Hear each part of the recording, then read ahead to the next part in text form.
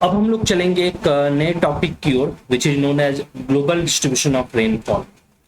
तो global distribution of rainfall क्या है, इसके बारे में हम लोग जानना चाहते हैं। तो ये जानेंगे कि वर्ल्ड का कौन कौन सा ऐसा रीजन है जहां रेनफॉल अधिक हो रहा है या रेनफॉल कम होता है। क्योंकि अगर आपको वर्ल्ड का वो सब जोन पता है जहां पे रेनफॉल अधिक है कम है, तो आपको उसको रिलेट करना आसान हो जाएगा कि वहां पे क्लाइमेट कैसा होगा, वहां पे लोग कैसा होगा। ठीक है, तो हम लोग चलते हैं next topic which is known as global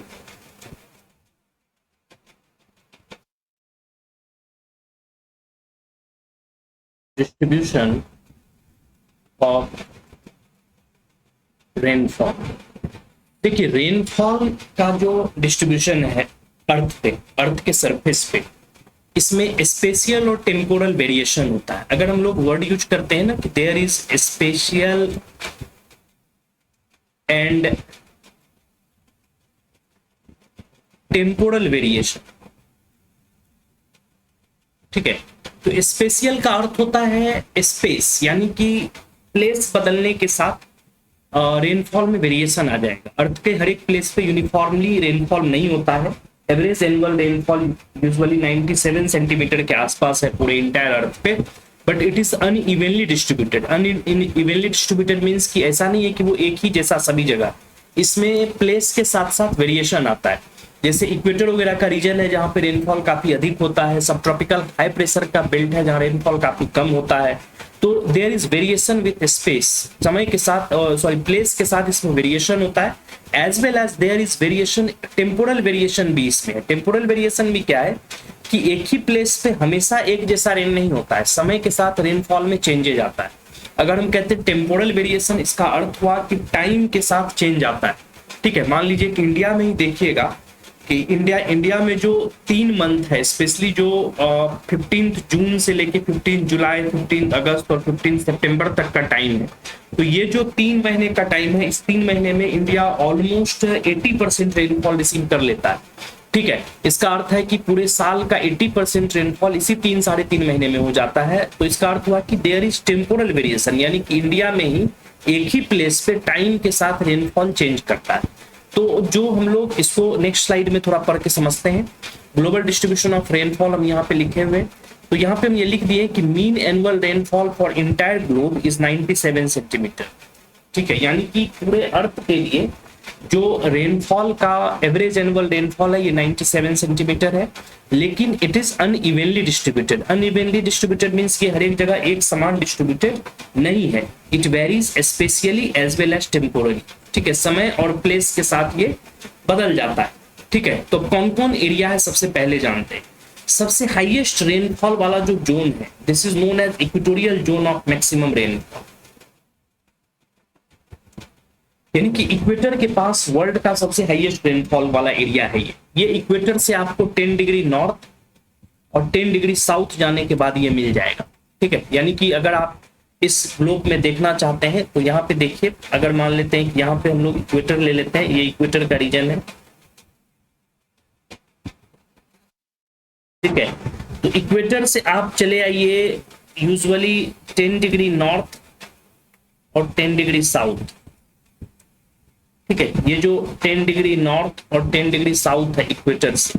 ठीक है, इस रीजन में वर्ल्ड का सबसे हाईएस्ट रेनफॉल वाला ये रीजन है। This is known as equatorial region of maximum rainfall. इस रीजन में इक्वेटर का जो ये रीजन है ये मैक्सिमम रेनफॉल वाला रीजन है, यहाँ पे रेनफॉल सबसे ज्यादा होता है। और अगर आपको अब ज्योग्राफी का अच्छा अंडरस्टैंडिंग है तो आप ये जानने की कोशिश करिएगा कि इस रीजन में मैक्सिमम रेनफॉल क्यों, क्योंकि ऑब्वियस बात है। और यहाँ पे किस टाइप का रेनफॉल होगा, तो चूंकि ये इक्वेटर के पास का रीजन है तो यहाँ पे जो रेनफॉल होगा ये ऑब्वियस बात है कि यहाँ पे आपको convectional type of rainfall, convectional type of rainfall होगा। क्यों होगा convectional type of rainfall? Because इस रीजन में सन का रे वर्टिकल पड़ता है और सन का रे ऑलमोस्ट जो होता है यहाँ पे इंसोलेशन 90 डिग्री के एंगल पे होता है। ऑलमोस्ट, हम हमेशा नहीं कह रहे, थोड़ा सा। तो ये 90 डिग्री वर्टिकल सन रे होने के कारण क्या होता है कि इक्वेटोरियल रीजन का हीटिंग काफी अधिक होता है और इक्वेटोरियल रीजन का हीटिंग तो एक तो काफी अधिक होगा, और साथ ही साथ अगर इस पूरे बेल्ट को देखते हैं तो इस पूरे इक्वेटोरियल रीजन में most of the area is covered by ocean. बहुत सारा एरिया जो ये ओशन के द्वारा कवर्ड किया गया है। तो ऑब्वियस बात है कि यहाँ का एरिया में, इस पूरे रीजन में ओशन का क्षेत्रफल जो है, एरिया काफी ज्यादा है, और साथ ही साथ there is vertical ray of sun, sun का रे भी वर्टिकल है, तो इंसोलेशन यहाँ पे मैक्सिमम मिलता है, इंसोलेशन बहुत अधिक मिलता है। और ओशन होने के कारण क्या होता है, यहाँ इवेपोरेशन भी काफी ज्यादा होता है, और अधिक इवेपोरेशन होने के कारण यहाँ पे ऑब्वियस बात है कि रेनफॉल बहुत ज्यादा होगा। और यहाँ जो रेनफॉल होगा वो कन्वेक्शनल टाइप का होगा। कन्वेक्शनल टाइप ऑफ रेनफॉल क्यों होगा, क्योंकि सन का रे पड़ेगा यहाँ पे परपेंडिकुलर, और वार्म और मॉइस्ट एयर धीरे धीरे करके ऊपर उठेगा, ऊपर में स्काई क्लाउडी होगा और रेन करा देगा। और कन्वेक्शनल रेनफॉल के बारे में हम बताए थे कि यहाँ पे दोपहर को अक्सर वर्षा होती है। क्यों, क्योंकि सन का रे जब परपेंडिकुलर होने लगता है तो मॉर्निंग में तो उतनी गर्मी नहीं रहती है, लेकिन दोपहर होते होते तक यहाँ पे ग्राउंड का जो होता है वो इंटेंस हीटिंग हो जाता है, और इंटेंस हीटिंग होने के बाद the air which comes in contact with the ground surface also gets heated, and that's warm air starts rising through convectional mechanism, और यहाँ पे कन्वेक्शनल रेनफॉल होने लगता है। दोपहर को यहाँ पे डेली बारिश हो जाएगा, ठीक है। और यहाँ पे एवरेज एनुअल रेनफॉल आपको 200 सेंटीमीटर से ऊपर हो सकता है, 200 से आप 250 सेंटीमीटर के आसपास यहाँ रेनफॉल होता है। इसीलिए आप इक्वेटोरियल रीजन में आप डेली दोपहर को काफी तेज वर्षा देखिएगा, और चूंकि इस रीजन में काफी अधिक बारिश होती है इसीलिए यहाँ डेंस फॉरेस्ट भी बहुत ज्यादा है। और ये जो पूरा रीजन है ये अमेजन है, ठीक है। और अमेजन के पास आपको पता है कि फॉरेस्ट काफी ज्यादा है, which is known as Amazon rain forest, which is also known as the lungs of the earth, ठीक है। यहाँ पे आपको कॉन्गो है, इस रीजन में भी काफी डेंस फॉरेस्ट है। इधर आइएगा तो आपको इंडोनेशिया वगैरह मिलेगा, यहाँ भी फॉरेस्ट का क्वांटिटी काफी अधिक है। तो ये रीजन में अधिक रेनफॉल होने के कारण यहाँ पे बहुत डेंस फॉरेस्ट होता है, which is also known as equatorial rain forest, ठीक है। रेन फॉरेस्ट के कारण हुआ है, ठीक। तो इसको अगर हम लोग इस स्लाइड को देखें तो यहाँ पे लिख लिए हैं equatorial region of maximum rainfall is found between 10 degree north to 10 degree south latitude. यहाँ पे कन्वेक्शनल टाइप ऑफ रेनफॉल होगा, ये सब याद रखना है आपको। इक्वेटोरियल रीजन में मोस्टली रेनफॉल कैसा होता है, कन्वेक्शनल होता है। यहाँ पे हैवी रेनफॉल होगा, बहुत अधिक बारिश होगा। सो ऑब्वियस बात है कन्वेक्शनल रेनफॉल का सारा चीज यहाँ को रिलेट करना। हैवी रेनफॉल होगा, शॉर्ट ड्यूरेशन का रेनफॉल होगा, ठीक है, अलोंग विथ थंडर, यहाँ पे थंडर भी होगा, थंडर एंड हेल ये सब होगा यहाँ पे, ठीक है। यहाँ डेली रेनफॉल आफ्टरनून में होगा, हम आपको बोल चुके हैं, इसीलिए इसको 2 PM रेन भी कहा जाता है। और 2 से 3 साढ़े 3 बजते बजते तक स्काई पूरी तरह से क्लियर हो जाता है दोपहर, पढ़ लीजिएगा। तो ये हुआ इक्वेटोरियल रीजन, ठीक। अब जो नेक्स्ट है रेनफॉल का zone, second zone is known as trade wind rainfall zone. तो ट्रेड विंड के जोन में भी रेनफॉल होता है। It is found between 10 to 20 degree latitude, ठीक है। तो ट्रेड विंड के बारे में थोड़ा सा हम लोग आपको यहाँ पे एक्सप्लेन कर दे कि अगर आप लोग जान भी रहे होंगे पहले से ज्योग्राफी अगर पढ़े हुए हैं तो, ये इक्वेटर है,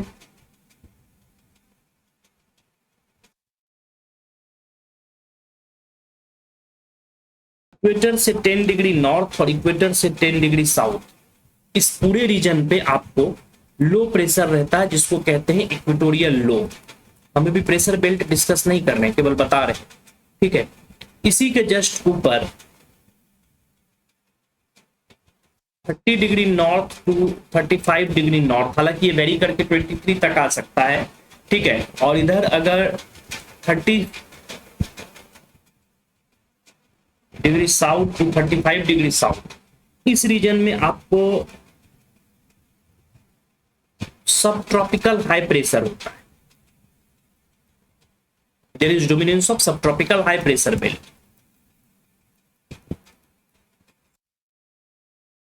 ठीक है।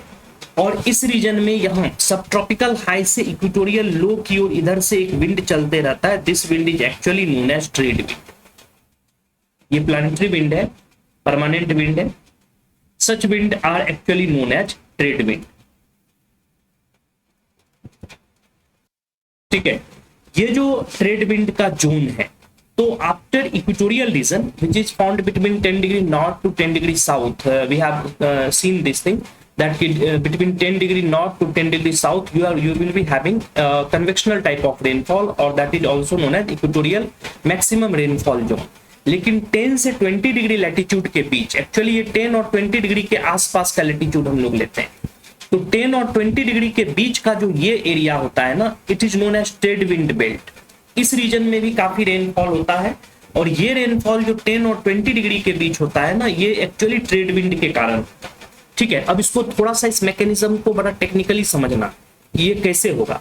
अब अगर मान लीजिए कि यहाँ पे आपको ट्रेड विंड आ रहा है, ट्रेड विंड का स्टार्टिंग होता है 30 to 35 डिग्री लैटिट्यूड से, और ये आना है इसको इक्वेटर के पास 10 डिग्री नॉर्थ और 10 डिग्री साउथ में। ठीक है, अब क्या होता है कि यहाँ पे 30 से 35 डिग्री लैटिट्यूड के बीच इस रीजन में ये रेनफॉल नहीं कराता। ठीक है, 35 डिग्री या 25 डिग्री लैटिट्यूड तक ये रेनफॉल नहीं कराता है। क्यों रेनफॉल नहीं कराता है? क्योंकि यहाँ पे एयर डिसेंट करता है। Sub tropical high pressure belt के पास जो एयर होता है ना, वो ऊपर से नीचे उतरता है। तो चूंकि यहाँ पे एयर ऊपर से नीचे उतरता है, तो इस रीजन में एयर ड्राई रहता है। ठीक है, हम बोले थे ऊपर उठने वाला एयर जो होता है ना, वो कोल्ड हो जाएगा, और फैलने के बाद वो मॉइस्ट हो जाएगा, वाटर वेपर उसका कंडेंस्ड हो जाएगा और वो क्लाउड बना देगा। इसके अपोजिट जब कोई एयर ऊपर से नीचे उतरता है ना, तो वो ड्राई हो जाता है, और एटमॉस्फेयर को ड्राई होने के कारण वहां पे रेनफॉल बंद हो जाता है या रेनफॉल कम हो जाता है। तो 30 से 35 डिग्री लैटिट्यूड के पास जो होता है ना, वो इस रीजन के पास ट्रेड विंड यहाँ से शुरू होता है, बट यहाँ पे ट्रेड विंड ड्राई नेचर का होता है, क्योंकि ये ड्राई एयर को लेके चलता है। लेकिन जैसे जैसे ये 20 डिग्री लैटिट्यूड को क्रॉस करता है, as far as it passes through 20 degree latitude, तो जैसे जैसे ये 20 डिग्री लैटिट्यूड के क्रॉस करने लगता है ना, जैसे जैसे ये आगे बढ़ता है, तो ये सी के ऊपर, ओशन के ऊपर से क्रॉस करता है। तो चूंकि ये शुरू में ड्राई है, अब ये ओशन सरफेस के ऊपर से क्रॉस कर रहा है, तो ओशन सरफेस के ऊपर से क्रॉस करने के कारण क्या करता है, ये मॉइस्चर पिकअप कर लेता है, ये जलवाष्प ले लेता है। ठीक है, और अब आगे बढ़ते बढ़ते ये विंड जो होता है ना, वो धीरे धीरे करके मॉइस्ट हो जाता है। ठीक है, जैसे कि आप इस वाले डायग्राम में देखिएगा, यहां पे देखिए, ये है आपका इक्वेटोरियल लो प्रेशर बेल्ट। ठीक है, और ये है आपको ट्रेड विंड जो। ठीक है, अब ऑब्वियस बात है कि ट्रेड विंड यहां से चलना शुरू हुआ है। ठीक है, तो यहां से चलना शुरू हुआ है, तो इस रीजन में ये ड्राई रहता है, क्योंकि यहाँ एयर डिसेंड करता है, नीचे उतरता है। लेकिन जैसे जैसे ये आगे बढ़ेगा, आगे बढ़ने के बाद ये ओशन के ऊपर से क्रॉस कर रहा है। चूंकि ये ओशन के ऊपर से क्रॉस कर रहा है, तो अब जो है ये ओशन से मॉइस्चर पिकअप कर लेगा, और मॉइस्चर पिकअप करने के बाद आगे बढ़ते बढ़ते ये मॉइस्ट एयर हो जाएगा। इसमें वाटर वेपर का क्वांटिटी काफी बढ़ जाएगा। इधर भी अगर आप साउदर्न हेमिस्फीयर पे भी इसको देखना चाहते हैं, तो this is what the region of sub tropical high pressure belt. ठीक है, और यहां से आप देखिए कि sub tropical high pressure belt से ट्रेड विंड चल रहा है। ठीक है, तो जैसे ये ट्रेड विंड चलेगा यहां से, ठीक है, तो यहाँ पे तो चूंकि सब ट्रॉपिकल हाई प्रेशर बेल्ट के पास एयर ड्राई रहता है, तो शुरू में ट्रेड विंड ड्राई रहेगा, लेकिन आगे क्रॉस करने के बाद ये ओशन के ऊपर से क्रॉस करते करते ये मॉइस्ट हो जाएगा, ये वाटर वेपर पिकअप कर लेगा, और वाटर पिकअप करने का कारण ये किसी भी कॉन्टिनेंट को, ध्यान से देखना इस मैप, किसी भी कॉन्टिनेंट के ईस्टर्न पार्ट पे ये इंटर करता है। तो ये जो मैप है, यहाँ पे हम अफ्रीका को दिखा रहे हैं कि अफ्रीका के ईस्टर्न भाग पे ये इंटर किया। ठीक है, यहाँ पे अगर देख रहे हैं, इस रीजन में अगर फोकस कर रहे हैं, तो ये साउथ अमेरिका के ईस्टर्न पार्ट पे इंटर किया, है ना। तो ट्रेड विंड क्या होता है कि आगे जाता है, किसी भी कॉन्टिनेंट के ईस्टर्न भाग पे वो पहले इंटर करता है, और कॉन्टिनेंट के ईस्टर्न भाग पे इसके कारण रेनफॉल काफी अधिक होता है। क्यों रेनफॉल अधिक होता है?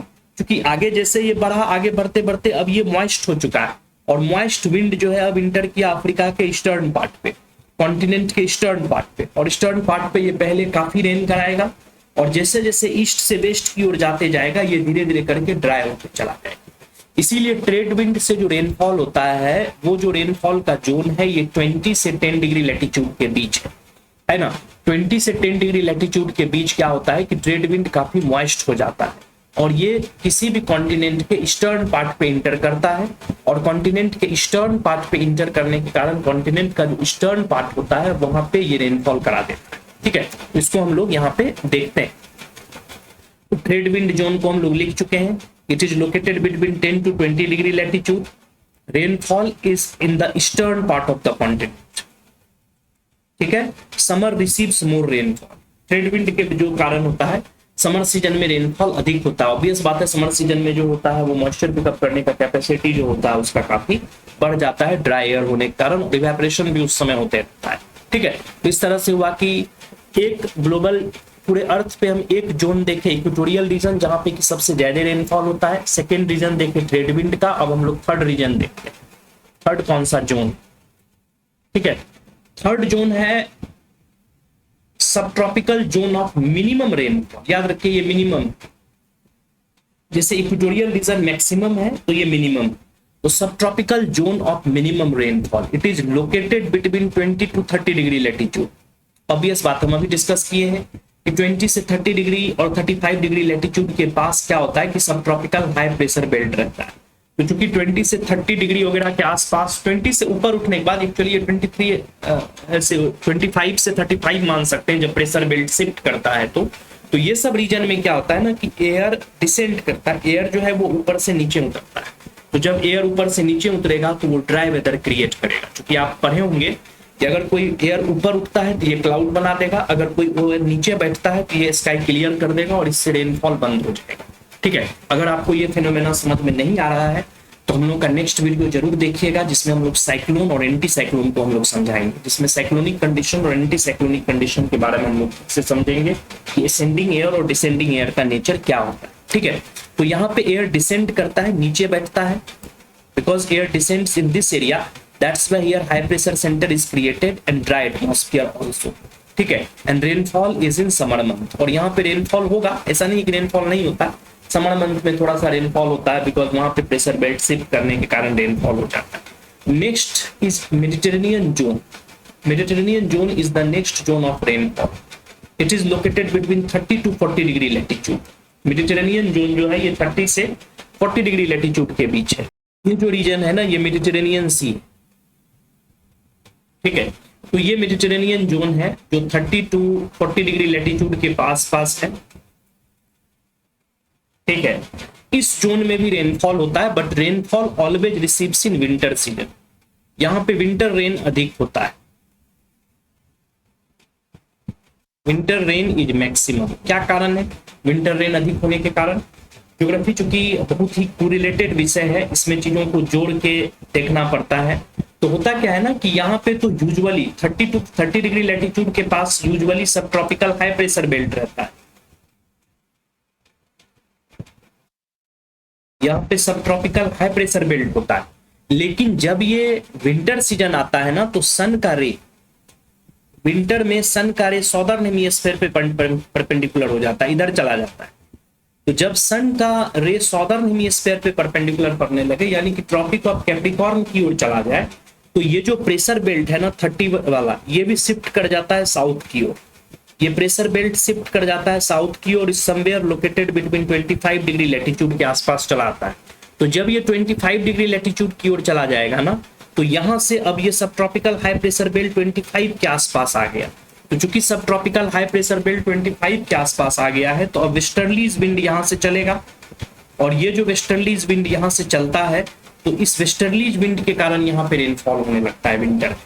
इसीलिए मेडिटेरेनियन जोन में जो रेनफॉल होता है that usually takes place in winter season. ये विंटर सीजन में रेनफॉल ज्यादा होता है मेडिटेरेनियन सी में, ठीक है। तो हम आपको लिखे हैं कि रेनफॉल थ्रू वेस्टर्लीज, ठीक है, और टेम्परेट साइक्लोन। और यहाँ पे टेम्परेट साइक्लोन भी बनते रहता है, ठीक है। जैसे कि यहाँ पे आप देखिएगा कि इंडिया में भी ये टेम्परेट साइक्लोन आता है which is known as western disturbance, ठीक है। तो यहाँ पे टेम्परेट साइक्लोन और वेस्टर्लीज के कारण रेनफॉल होता है, और summer remains dry. Summer usually यहाँ ड्राई रहता है, but winter receives more rainfall.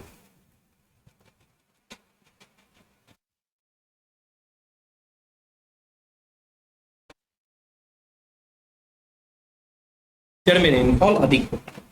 तो मेडिटेरेनियन जोन है, एक हो गया mid latitude high rainfall zone. Mid latitude में यानी कि 40 to 50 डिग्री लैटिट्यूड पे भी रेनफॉल अधिक होता है, ठीक है। ये क्यों होता है ये भी देख लीजिए। ये मिड लैटिट्यूड है 40 और ये हुआ आपका 50,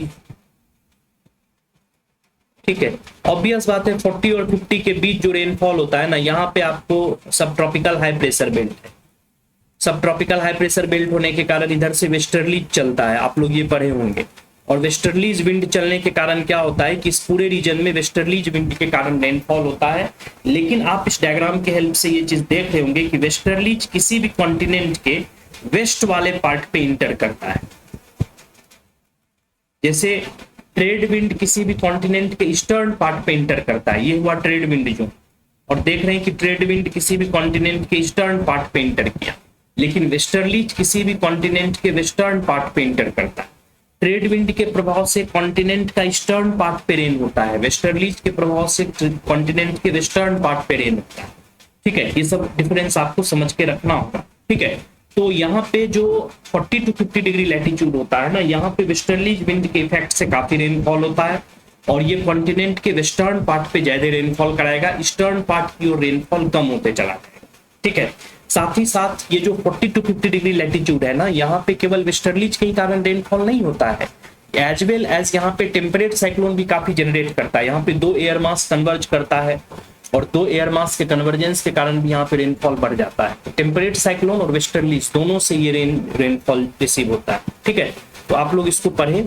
mid latitude high rainfall zone, it is found between 40 to 50 degree latitude, rainfall through westerlies and temperate cyclone। हम लिखे थे यहाँ पे वेस्टर्लीज और टेम्परेट साइक्लोन दोनों के कारण रेनफॉल होता है। Rainfall towards the western part of the continent, continent के वेस्टर्न पार्ट पे रेनफॉल होता है। विंटर सीजन रिसीव्स मोर रेनफॉल, यहाँ पे विंटर रेनफॉल ज्यादा रिसीव करता है। ठीक है, तो ये हुआ मिड लैटिट्यूड। और लास्ट जो रेनफॉल का जोन है दैट इज पोलर जोन। ठीक है, it is located between 60 to 90 degree latitude and precipitation in the form of snowfall। Obvious बात है 60 डिग्री लैटिट्यूड से ऊपर, यानी कि इस रीजन से ऊपर का जो पूरा का पूरा जोन है ना, ये रीजन, ऑब्वियस बात है ये काफी कोल्ड एरिया है, फ्रिजिड जोन है, तो यहाँ पे रेनफॉल जो होगा वो आपको मोस्टली जो होता है वो स्नोफॉल के फॉर्म में होगा, लेकिन यहाँ पे बहुत ज्यादा रेनफॉल नहीं होता है। ठीक है, तो precipitation in the form of snowfall. ठीक, तो इस तरह से हम लोग डायग्राम में देखे कि ग्लोबल डिस्ट्रीब्यूशन जो रेनफॉल का है उसके बारे में हम लोग देखे। क्या सब देखे? ग्लोबल डिस्ट्रीब्यूशन ऑफ रेनफॉल में हम लोग देखे कि सबसे पहले इक्वेटोरियल रीजन में वर्ल्ड का सबसे ज्यादा रेनफॉल होता है, यहाँ पे कन्वेक्शनल टाइप ऑफ रेनफॉल होगा। फिर ट्रेड विंड जोन आता है 20 से 10 के बीच। फिर आता है सब ट्रॉपिकल हाई बेल्ट का, जहाँ पे कि ड्राई रहता है, मिनिमम रेनफॉल होता है। फिर मेडिटेरेनियन बेल्ट है, फिर मिड लैटिट्यूड है और फिर हायर लैटिट्यूड है। ठीक है, तो इसको हम लोग कहते हैं कि ग्लोबल डिस्ट्रीब्यूशन ऑफ रेनफॉल, अर्थ के किस एरिया पे कितना कितना रेनफॉल या प्रेसिपिटेशन होगा। तो हम लोग इस वीडियो में जो देखे हैं कि भाई convectional orographic type of rainfall क्या होता है, साइक्लोनिक टाइप ऑफ रेनफॉल क्या होता है और ग्लोबल डिस्ट्रीब्यूशन ऑफ रेनफॉल कितना। ठीक है, तो ये वीडियो यहीं तक। Thank you very much for watching exact IAS channel. Exact IAS channel देखने के लिए आप सभी लोगों का धन्यवाद। अब हम लोग शुरू करेंगे नेक्स्ट वीडियो, हम आपको देंगे थ्योरी ऑफ प्रेसिपिटेशन पे, जो ऑप्शनल के लिए है कि प्रेसिपिटेशन का थ्योरी क्या है। ठीक है, थैंक यू वेरी मच।